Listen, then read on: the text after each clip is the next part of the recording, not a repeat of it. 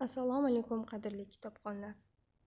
Zomin tuman axborot kutubxona markazi sizlarning havolangizga Orne de Balzac qalamiga mansub Go'ryo ota romanini taqdim etadi. Go'ryo ota romani 1834-yil yozilgan. O'zbek tiliga Sulton Muhammadjonov tomonidan tarjima qilingan. Asarda Go'ryo ismli shaxsning fojiali hayoti aks etadi.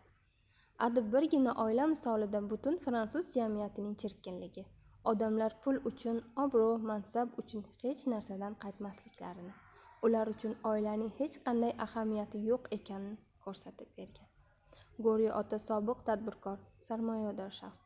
U rafiqasi vafotidan so'ng butun hayotini bor mehrini, qalb qo'rini ikki qizi Anastaziya va Delfinaga bag'ishlaydi. Ular malikalardek voyaga yetkazadi. Afsuski qizlar bemehr chiqadi. Ularga faqatgina otasining pullari kerak edi xolos. Ejen de Rastignac shaharga o'qish maqsadida kelgan huquqshunoslik fakulteti talabasi. Oddiy oilaning farzandi bo'lgan Ejen shaharda yashash, obro' orttirishning yagona yo'li kiborlar jamiyatiga yaqinlashish deb hisoblaydi.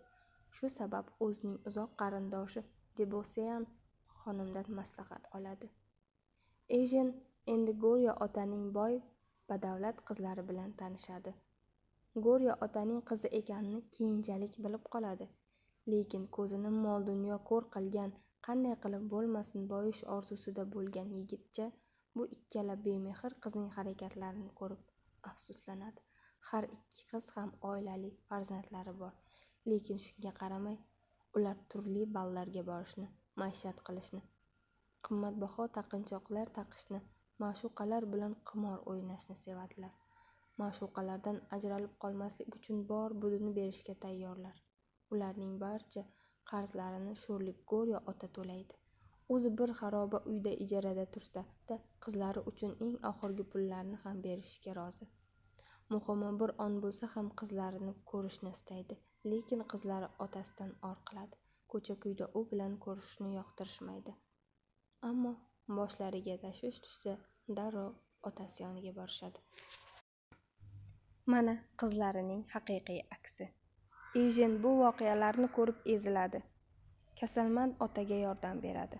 Vafot etganda esa qizlari o'rniga o'zi dafn marosimini o'tkazadi.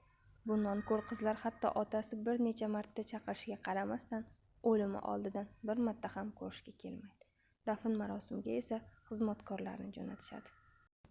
Ushbu asar orqali kitobxon 19-asr fransuz jamiyati bilan tanishadi va bu jamiyatning illatlari, nafs-mal dunyo, odamlarni ne ko'yga solganligining guvohi bo'ladi.